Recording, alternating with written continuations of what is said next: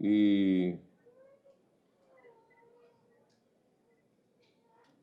ಸಸ್ಯಗಳನ್ನು ಬೆಳೆಸೋದು, ನೆಡೋದು, ಅವುಗಳನ್ನು ಕಾಪಾಡೋದು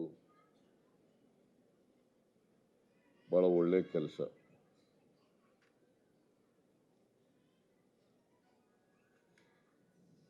ಮಹಾತ್ಮ ಗಾಂಧೀಜಿಯವರು ಹೇಳ್ತಾರೆ, ಪ್ರಕೃತಿ ನಮ್ಮ ಅವಶ್ಯಗಳನ್ನು ಪೂರೈಸಬಲ್ಲದೆ ಹೊರತು ನಮ್ಮ ದುರಾಸೆಗಳನ್ನಲ್ಲ ಅಂತ ಹೇಳ್ತಾರೆ. ಪ್ರಕೃತಿ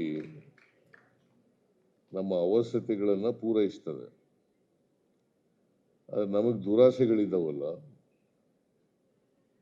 ಆ ದುರಾಸೆಗಳನ್ನೆಲ್ಲ ಪೂರೈಸಲ್ಲ ಪ್ರಕೃತಿ.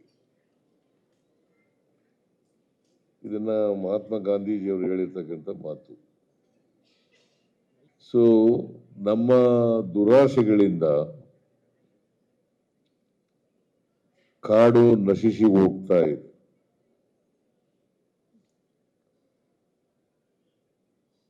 ಕಾಡು ಕನಿಷ್ಠ ಪಕ್ಷ ಪ್ರಕೃತಿನಲ್ಲಿ 30% ಕಾಡಿರಬೇಕು.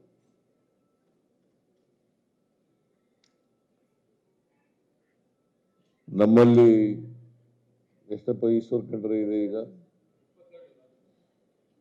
ನನ್ನ ಪ್ರಕಾರ 19-20% ಇದೆ. 30% ಇಲ್ಲ. 30% ಇಲ್ಲ.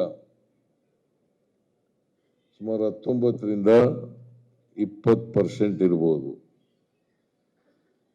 ಅದರಲ್ಲೂ ಕೆಲವು ಜಿಲ್ಲೆಗಳಲ್ಲಿ ಬಹಳ ಕಡಿಮೆ ಇದೆ. ಇದು ಸರಾಸರಿ 30% ಇರಬೇಕು ಕಾಡು. ಆ 30% ಕನಿಷ್ಠ ಪಕ್ಷ ಕಾಡಿದ್ರೆ ಮಳೆ ಬೆಳೆ ಎಲ್ಲ ಚೆನ್ನಾಗಾಗ್ಲಿಕ್ಕೆ ಸಾಧ್ಯ ಆಗ್ತದೆ.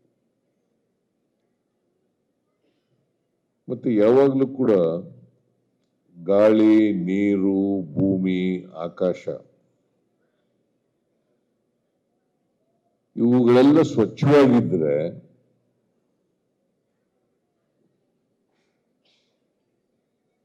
ಗಿಡಮರಗಳೆಲ್ಲ ಚೆನ್ನಾಗಿ ಬೆಳೆದಿದ್ರೆ ನಮ್ಮ ಆರೋಗ್ಯನೂ ಕೂಡ ಚೆನ್ನಾಗಿರ್ಲಿಕ್ಕೆ ಸಾಧ್ಯ.